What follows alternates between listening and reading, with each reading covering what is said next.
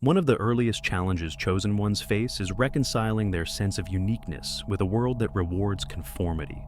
Many recall feeling misunderstood or isolated as children. They may have possessed an old soul quality, seeming uncommonly wise, reflective, or sensitive. Others recall perceiving energies or emotional undercurrents that adults around them denied. This intuitive sensitivity can be a double-edged sword. On one hand, it positions them for a lifetime of insight, empathy, and healing abilities. On the other hand, it can compound the pain of living in a toxic household, as negative energy, tension, and secrecy are felt all the more acutely. A child who senses hostility or fear in a parent's energy, yet hears them speak in calm tones, may question their own reality. This conflict between inner knowing and external deception can cause deep confusion, shaping the child's worldview in ways that eventually inform their empathic or healing gifts. The nature of toxic families, patterns and consequences. A toxic family often features dysfunctional patterns such as emotional abuse, manipulation, neglect, addiction, or cycles of violence. While the term toxic can be overused in popular culture, it specifically indicates a relationship dynamic that undermines a child's emotional, psychological, and sometimes physical well-being. Children in such families learn to navigate instability, secrets, and unspoken rules that prioritize the family's appearance over individual truth or health. Toxic families come in myriad forms. Some revolve around a narcissistic parent who undermines a child's sense of self. Others revolve around an addict whose unpredictable behavior instills fear and chaos. Still others look outwardly normal, capable of love and support, but harbor controlling or manipulative patterns that erode the child's autonomy. In each case, the toxicity is not in an occasional argument or miscommunication. It is a pervasive environment in which the child's core emotional needs, safety, validation, nurturing, are left unmet or actively violated. The impact on a sensitive child. Children who are predisposed to spiritual sensitivity, empathy, or intuitive gifts are especially vulnerable to a toxic environment. Their heightened awareness tunes them into undercurrents that less sensitive children might miss. They pick up on unspoken tensions, lies, or resentments swirling through the household. They may blame themselves for their parents' distress, or believe they are responsible for maintaining harmony. Over time, these children can internalize deep shame and confusion. They may question why they sense one reality while everyone else insists on another. They might wonder if their empathy or strange feelings make them defective. And in families where caretakers belittle or deny the child's emotional experiences, the child learns to doubt their own perceptions. Paradoxically, these very struggles can hone a child's empathic abilities and intuitive acumen once they begin healing. The survival instincts they develop, scanning their environment, reading emotional cues, later become invaluable assets in a healing profession or spiritual calling. Coping mechanisms that shape identity. To survive toxicity, children adopt coping strategies such as people-pleasing, hypervigilance, emotional withdrawal, or trying to become the family peacekeeper. These coping mechanisms can morph into adult personality traits, shaping everything from career choices to interpersonal relationships. Some may become adult caregivers in professional settings, like therapists, healers, or social workers, who strive to rescue or support others. Others find themselves repeating the same toxic cycles in relationships or friendships until they become conscious of and address these childhood wounds. For chosen ones, these coping strategies often serve a hidden purpose. The capacity to read a room, sense unspoken needs, or adapt rapidly to unpredictable dynamics can later become the foundation for empathy-based leadership or a spiritual ministry of compassion. While undeniably painful in childhood, these adaptations can become gifts once recognized and integrated. Breaking generational cycles. Many families carry generational patterns of trauma, addiction, or abuse. Children born into these lineages inherit not only their parents' behaviors, but also an ancestral imprint passed down through genes, stories, and cultural conditioning. The presence of a chosen one in a toxic family often coincides with a shift in this cycle. These individuals sense an imperative, conscious or subconscious, to heal what previous generations did not or could not. This is where the notion of a chosen mission often intersects with psychological theories of generational trauma. The child who is more aware, sensitive, and determined to end harmful cycles becomes a spiritual warrior on behalf of their family line, striving to break the chain of suffering. The stakes are high, as the older generation may resist change, dismiss the child's insights, or attempt to sabotage their efforts. Still, the impetus for transformation burns strong in the chosen one, the spiritual significance of adversity. Nearly every spiritual tradition addresses the role of suffering as a catalyst for growth. Christianity points to redemptive suffering, Buddhism emphasizes how suffering prompts the search for enlightenment, and Hindu philosophy sees adversity as part of the soul's journey through samsara toward moksha. Toxic childhood experiences, though harrowing, can forge attributes like compassion, insight, and resilience that are nearly impossible to cultivate in a sheltered environment. Adversity forces an individual to confront life's pain, injustice, and impermanence head-on. This confrontation can shatter naive illusions about human nature and reveal darker facets of existence. While traumatic, it also breaks open the heart's capacity to empathize with suffering, both personal and universal. The chosen one, shaped in this crucible, learns to hold space for pain without averting their gaze, an essential trait for healing and guiding others. The seeds of compassion. Another powerful outcome of adversity is compassion. When an individual has intimately known pain, betrayal, or abandonment, they can empathize deeply with others who suffer. This empathy can ignite a passion for service, be it through counseling, art, activism, or spiritual leadership. Chosen ones who channel their hardships into altruistic endeavors often become beacons of hope. Their compassion is not theoretical. It arises from lived experience and resonates with those who need solace. Furthermore, compassion forged in the flames of adversity is often unwavering. It does not falter when confronted with another's darkness. Instead, the chosen one sees themselves in the other's struggle and can hold space without judgment. This skill is invaluable for any healer, teacher, or guide who seeks to foster authentic transformation in others. Why chosen ones choose?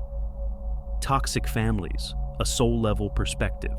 Certain spiritual paradigms propose that souls participate in pre-birth planning sessions before incarnating. During these sessions, they choose life circumstances, parents, siblings, cultural settings, and challenges that align with the lessons they intend to master. From this vantage point, being born into a toxic family is not an accident. It is a deliberate choice. Why would a soul choose such adversity? One possibility is that these conditions maximize opportunities for growth, catalyzing the development of compassion, resilience, and a sense of mission. In this framework, relationships can be seen as karmic contracts. Perhaps the soul of a chosen one agrees to be born into a lineage struggling with addiction, abuse, or mental illness so they can break the cycle and usher in healing. The parents, even if destructive, are also souls playing roles in this cosmic drama. This perspective in no way condones abuse or excuses harmful behavior. Instead, it offers a metaphysical explanation for why a chosen one might land in a seemingly misaligned environment. Ancestral healing. Another explanation for why chosen ones might select toxic families is the concept of ancestral healing. Many spiritual traditions recognize that ancestral wounds, traumas left unaddressed by previous generations, continue to echo through the family line. A chosen one, by virtue of heightened awareness and willingness to do deep inner work, can be the first in generations to confront these wounds. Through therapy, spiritual practice, or consciousness raising, they transform ancestral pain into compassion, forgiveness, and wisdom, effectively clearing the karmic slate for future descendants. This is no small task. Those who take on ancestral healing may endure immense psychological and spiritual challenges. They feel not only their own pain, but also centuries of inherited trauma. However, the reward for this soul-level labor is liberation for themselves and their lineage. Their life becomes a fulcrum upon which the entire ancestral line pivots toward wholeness. The energy of contrast. From a metaphysical standpoint, chosen ones may choose toxic families as a lesson in contrast. Spiritual growth often accelerates when we experience extremes. The darkness of a toxic environment becomes the contrast that heightens one's perception of the light. Love, peace, empathy, and spiritual connection. By fully feeling the absence of these qualities in the family home, the soul becomes intensely motivated to cultivate them within and to spread them externally. This dynamic is reminiscent of the story of the lotus that grows in muddy waters. The murk and mire serve as both the environment and the nourishment from which the lotus derives strength.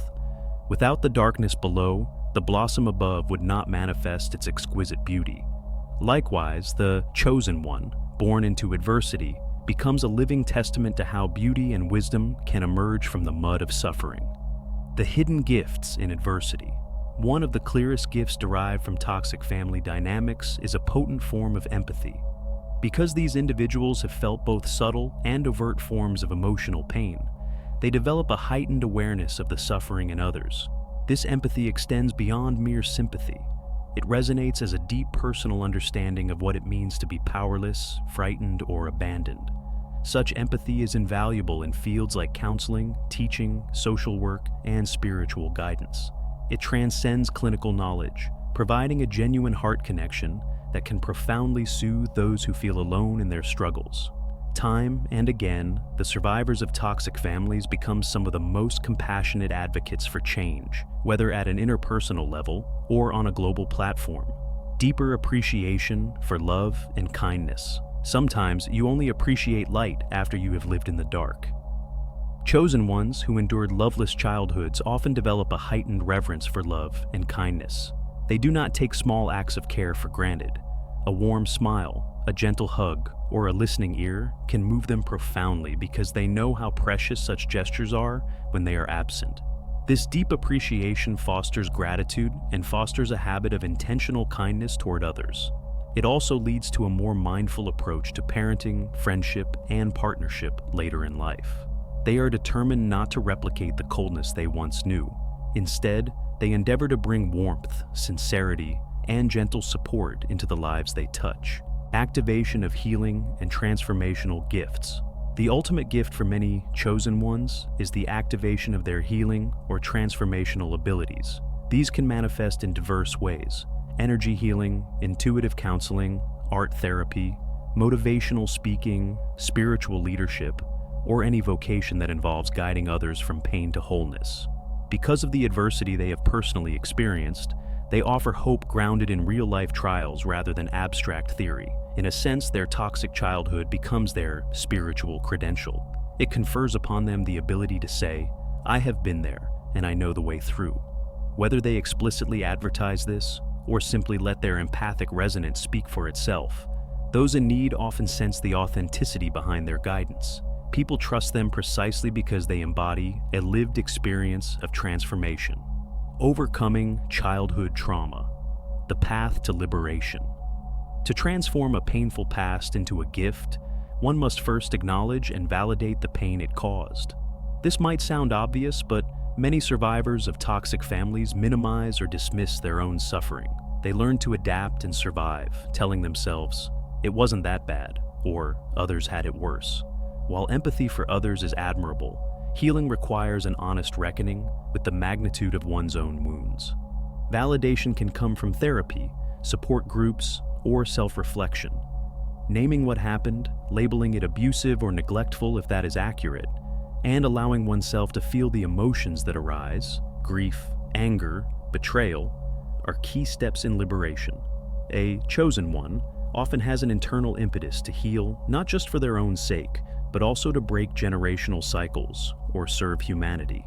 Yet they cannot skip the personal excavation that must precede any broader mission. Reparenting and inner child work. Since toxic families fail to meet a child's developmental needs, reparenting and inner child work become essential healing modalities. Reparenting involves giving oneself the love, affirmation, structure, and safety that was lacking in childhood. The adult self, having cultivated new insights and resources, can provide the care that the wounded inner child never received. Guided meditations, visualization exercises, and compassionate self-dialogues can facilitate this process. For example, one might imagine comforting their younger self during a traumatic memory, offering the words or gestures of support that were missing. Over time, this cultivates deep self-compassion and erodes the shame or self-blame that often festers in trauma survivors. Service to others, the final alchemical stage. Ultimately, the hallmark of alchemical transformation is the shift from a self-centered struggle to a collective offering of healing or wisdom. Having transmuted personal pain, the chosen one becomes an agent of transformation for their community or even the world. This does not mean they are perfect or free of further challenges. Rather, they function as living proof that adversity can yield profound gifts. Their service can manifest in myriad ways, running a shelter for abuse survivors, mentoring at-risk youth, developing spiritual courses, or quietly being a compassionate neighbor who listens without judgment. In each instance, their presence radiates a transformative energy rooted in lived experience. The once toxic childhood no longer shackles them. It catalyzes them to spread light. Discernment with toxic family members. One of the toughest boundary challenges often involves dealing with the original toxic family. While some chosen ones maintain contact and attempt to inspire healing within the family system, others find it necessary to limit or sever these ties to protect their mental health. Not all toxic family members are willing to change or acknowledge past harm. The chosen one must carefully evaluate whether continued engagement fosters growth or prolongs suffering. Discernment is key. Sometimes the soul's calling is to love from a distance, preserving peace and integrity. Accepting that not everyone will join them on the healing journey is part of spiritual maturity. The perils of the Messiah. Complex. Having survived harsh conditions, chosen ones may over-identify with the role of the Savior. This so-called Messiah complex can create unhealthy dynamics where one believes they must fix everyone or bear the weight of the world. Such an approach often leads to burnout and neglects the fact that everyone has their own agency and path. A healthier stance respects that healing is a collaborative process, not a one-sided rescue mission. The chosen one can offer guidance, hold compassionate space, or impart tools, but must allow others the dignity of their own choices. This perspective fosters empowerment rather than dependency. Releasing victimhood and embracing empowerment. A defining milestone in the journey of the chosen one is the shift from identifying as a perpetual victim to recognizing oneself as a resilient survivor, or even a victor. While it is essential to acknowledge past hurts, dwelling in victimhood can impede the healing process. Overcoming this mindset involves reframing adversity as a challenge overcome rather than a life sentence. Victimhood casts external circumstances as the sole arbiter of one's reality. In contrast, empowerment arises when one realizes they have the agency to respond creatively, transform their internal landscape, and set a new course. This shift is not about dismissing injustice, but about refusing to remain defined by it. Alchemizing anger into drive.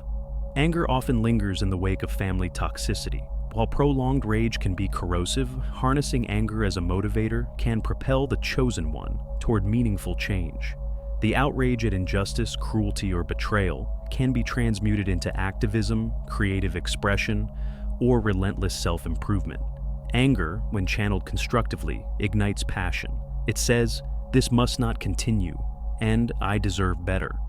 Over time, as healing deepens, anger can subside into a steadier resolve, less fiery but equally potent. It can give rise to unwavering dedication to one's life purpose, fueled by the memory of what happens when cruelty goes unchecked. Compassion for the family without enabling. A nuanced aspect of growth is extending compassion toward those who caused harm. This does not condone the behavior, but acknowledges that toxic parents or relatives often carry their own unresolved traumas. However, compassion does not mean enabling continued abuse. Boundaries remain essential. Holding compassion for the woundedness behind toxic actions can help the chosen one release bitterness. It recognizes the shared humanity, and that each soul grapples with darkness in its own way. Ultimately, compassion for the toxic family might facilitate emotional closure, even if no reconciliation occurs. In that sense, compassion can liberate the chosen one from the cycle of hatred or resentment. Finding the gift within the wound. The notion that being born into a toxic family is a huge gift may initially sound counterintuitive. After all, few would willingly wish trauma upon themselves. Yet from a spiritual or metaphysical viewpoint, these trying origins can serve as the crucible in which profound empathy, resilience, and higher purpose are forged. Chosen ones who endure the fires of toxicity often emerge as living testaments to the power of transformation. They bear scars that double as birthmarks of a sacred calling, a calling to transcend inherited pain and bring light to places of darkness. This journey is neither easy nor linear. It requires confronting emotional wounds, reparenting the inner child, and wrestling with layers of shame, anger, or grief. Professional help, healing communities, and steadfast self-reflection are pivotal. Over time, victimhood gives way to empowerment. Anger evolves into motivation, and old scars become symbols of survival and wisdom. The most extraordinary outcome of this process is the capacity to serve a world that sorely needs compassion and insight. Having known the absence of love, the chosen one radiates unconditional acceptance. Having witnessed deception and manipulation, they champion truth. Having survived oppression, they devote themselves to liberation, both for themselves and for others. In that sense, the toxic environment was not a final sentence, but the opening chapter of a redemption story that spans generations. To call this phenomenon a huge gift is to recognize that in life's grand tapestry, adversity and growth are intertwined.